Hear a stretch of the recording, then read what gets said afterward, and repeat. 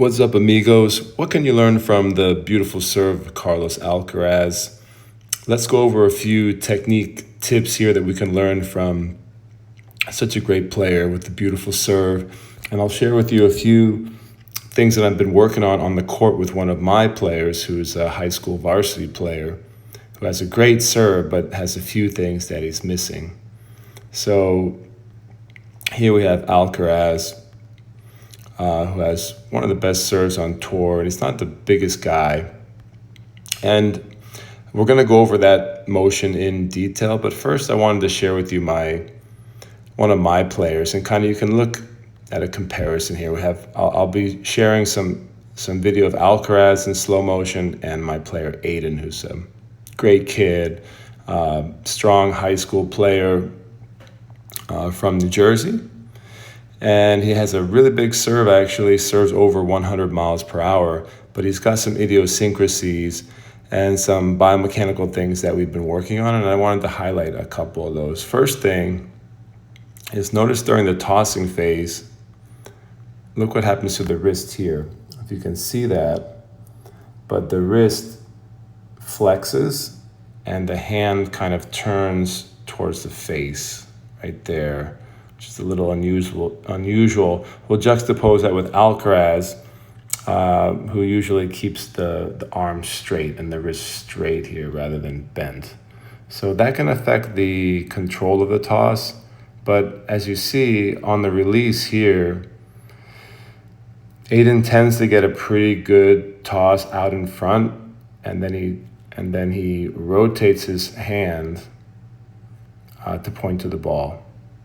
But in general, when you release the ball, one of the best things you can do is try to keep your wrist straight. So I would recommend to avoid twisting your wrist like this and getting more of a straight release just for better toss control. But it just goes to show you that sometimes there are idiosyncrasies that you may or may not want to change. This is something that we didn't change. I just let that be. Look how the hand turns and the shoulder rotates right here. This is a pretty good loading position, but if you notice in this loading position, the body weight is already sort of shifted forward, and he's leaning into the court quite a lot here, much more than Alcaraz. Alcaraz sort of keeps his weight back in this area, and Aiden has already shifted his weight forward. But nevertheless, it's a pretty good loaded position. Look at the leg drives, nice. Good power position here. But there's something interesting that happens here that I want you guys to check out. Look at this explosion, pretty good, but it's kind of on an axis like this rather than an axis like let's say like this. So what happens is he starts leaning into the court too much, and the jump becomes more like a horizontal jump than going up and in. The jump ends up being kind of like this way instead of that way or that way. And there's another couple interesting things that happen here as well. So as Aiden's going up to the ball, notice this. He's exploded, but he hasn't hit the ball yet. The ball's still coming down, very high toss. And when Aiden strikes the ball, right about there, check out the lower body work. And this is something that I work on a lot. You want to check your posture on the lower body. His left leg is straight, but his right leg is bent. And you never see that from the top pros. If you look at Alcaraz, you'll see that both legs are extended going up into the ball. I'll highlight that. So as you explode here, you want to send that energy right up into the ball right about now. And your both legs in the lower body should be straight. And here interestingly, we caught this, you can see how the right knee is bent just at impact, which is unusual. Also, Aiden's coming down, pretty much coming down as he's hitting the ball. So he's released his energy, And then he's just hanging there for a few frames. And then he hits the ball. So that's not an efficient transfer of energy. And he still serves over 100 miles per hour, which I think is quite impressive. That just goes to show you he has a strong shoulder. You want to release your energy and then immediately strike the ball. You don't want to be hanging in the air. So this is actually an early jump. And that can happen if you have too high a toss. If you have a high toss and you jump early, you can just be hanging there, and your energy right now, your energy is sort of like dissipating, you know. The energy is sort of like fading away, and the transfer to the ball is not as optimal. As we'll see with Alcaraz, he actually strikes the ball, and some other players do this, like Federer and some great servers. He goes up, he strikes the ball about here when the legs are straight, and then Alcaraz sometimes will even continue upwards slightly after the impact. So he'll hit the ball and keep going upwards. Here, Aiden's clearly coming down with his body, and as soon as he strikes the ball, he hits the ground. This is the other interesting thing that we looked at. Well, there's two things here. He strikes the ball here, and the body position is too vertical. And I see this a lot with players who sometimes they lean back, sometimes the body position can be backwards like that.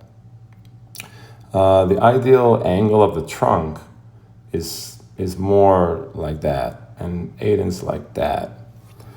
And so you want to make sure you maximize or optimize the toss location and get your trunk leaning forward correctly so you can throw the racket forward with more velocity. And Aiden is too upright here. The body's too straight up and down. This is the other interesting thing. Look at the wrist flexion here. So this is extreme wrist flexion. I actually worry about injury here with repeated wrist flexion like this. And Aiden does this, and he kind of like awkwardly points the racket towards the ground or towards his body here. So this is something that I noticed only in the high-speed video. I couldn't catch it with my naked eye. You see like a decent long axis rotation here. Decent internal shoulder rotation, and you can see the strings facing us, so that's great. And then there's this strange wrist action at the end during the deceleration phase. You know, it may or may not, you know, pose an injury issue, but it's really awkward looking. The other thing, at the end of the landing, you'll see Alcaraz do a move like this, the arabesque, or like sometimes I call it like the donkey kick, with the right leg, the hip extension going back. Sometimes I call it like scorpion pose. You know, it's called different things, but the knees shouldn't be close together on the landing. There should be a good, strong leg drive that ends up with the leg kicking way back up high here. So the foot should be like back here somewhere. The knees, basically what I tell my students is the knees shouldn't be bunched up together here. And then the finish should be to the left pocket. And Aiden finishes sort of out in space here. The finish should be to the left pocket. And you'll see that with Alcaraz as well. So we've got a big server here, high school player, who's got some inefficiencies, some things he could clean. Strong loading position. Horizontal, too much horizontal jump. Not enough vertical jump. An early jump, so he's releasing the energy too soon and then hitting the ball on the way down. A lot of people jump too late. Like they start swinging, they drop their racket into the back scratch, and they actually end up with a late jump. And this is an early jump, which is a little more rare. When you release the energy, you should be straight. Your lower body should be straight. Your lower body should not be bent like this. You know, both legs should be going straight up to the ball. All right, let's look at Alcaraz, because I think in the juxtaposition, you can see some really interesting things. So here's up close. Look at Alcaraz as he goes up to the ball. Got this great cartwheel action here. You can see the shoulder over shoulder. Really nice. The left shoulder's up. And then as he accelerates, the right shoulder comes up. That's called cartwheel. That's shoulder over shoulder. And then comparing the wrist actions and the forearm actions, look how he internally rotates the shoulder and pronates here, and the strings are facing us. Similarly, but look at the body position. There's a better forward trunk lean, which means he reached out and forward, better throwing the racket forward, extending the shoulder joint there and getting this nice long position here. He gets a nice long axis rotation, and watch, is there like a lot of wrist flexion? Not really much wrist flexion at all. I mean, you don't see much wrist flexion here.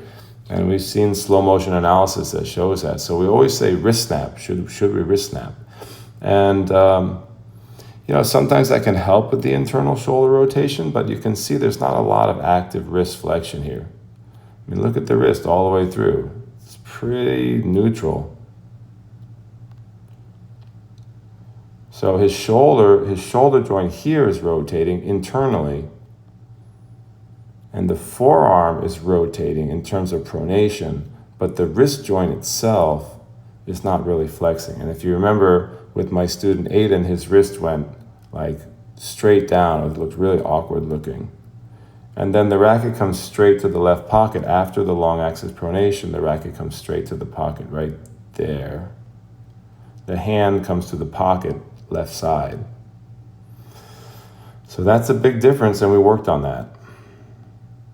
Here's a little farther away view of Alcaraz. Look how he loads here.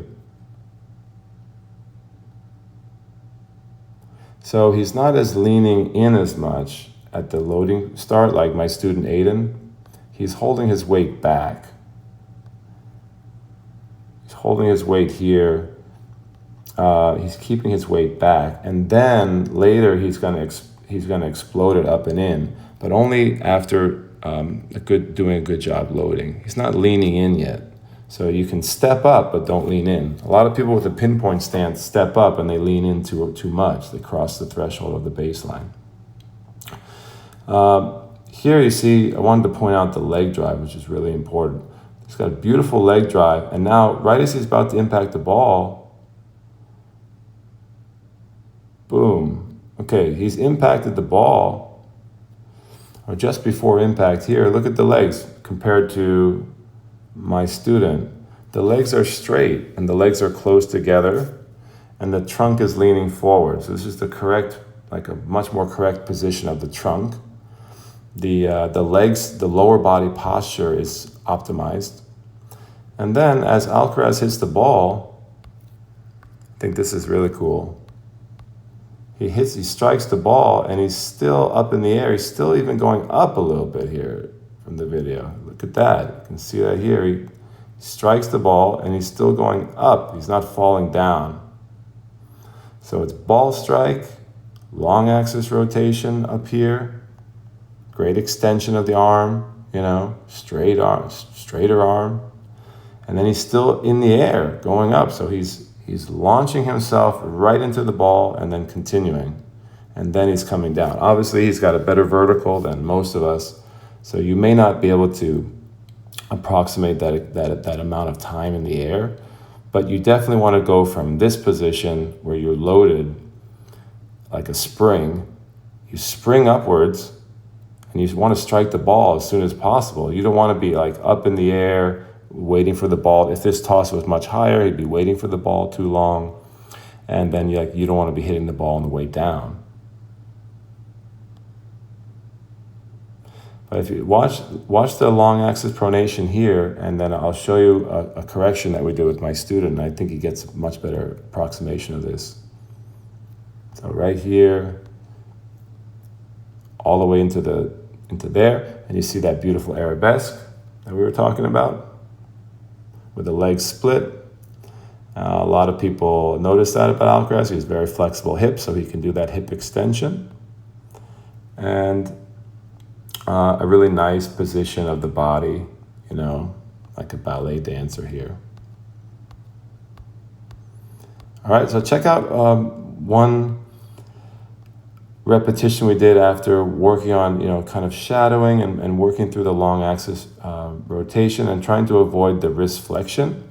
And Aiden told me that maybe he was thinking about snapping his wrist. And so this is, a lot of times coaches and players will say, yeah, I snapped my wrist.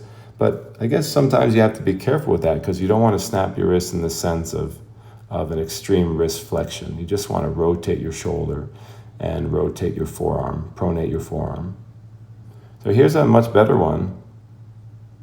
I still have the issues with the body posture being too upright, and the launching, the launching position, or the launching is going too horizontal. So we haven't fixed that yet.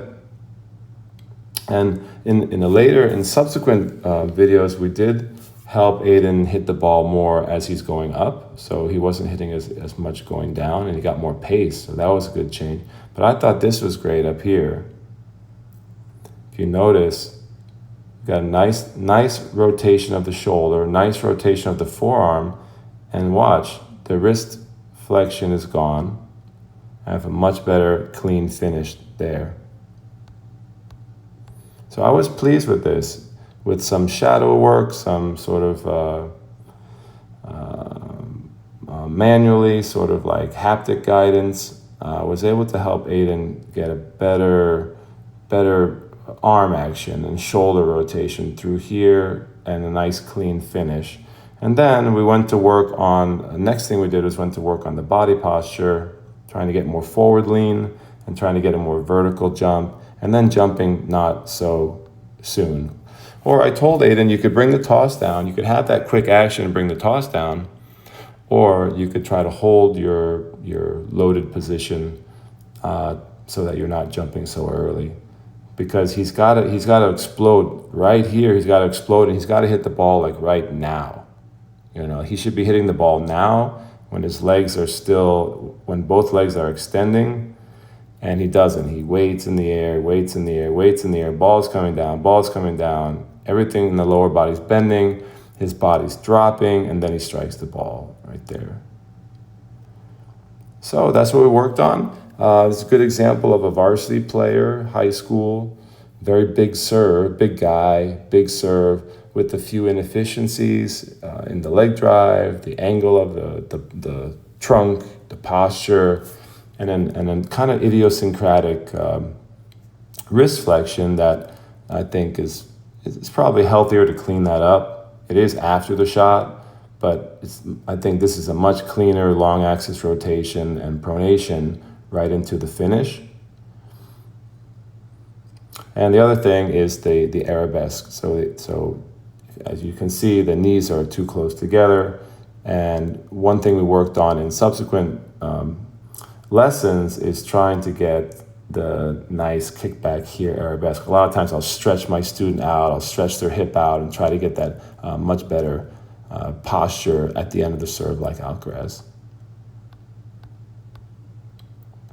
All right, guys, hope you enjoyed those tips and this technical analysis. If you'd like to study with me, just you can email me, you can WhatsApp me, 914-462-2912. You can message or call, and I can work with you virtually on your serve. I love working on serve mechanics. Or you can come in person to my tennis academy in Manchester, Vermont. I have lots of players visiting here year-round, and I'd be happy to work on your serve biomechanics. Thanks, guys. See you soon.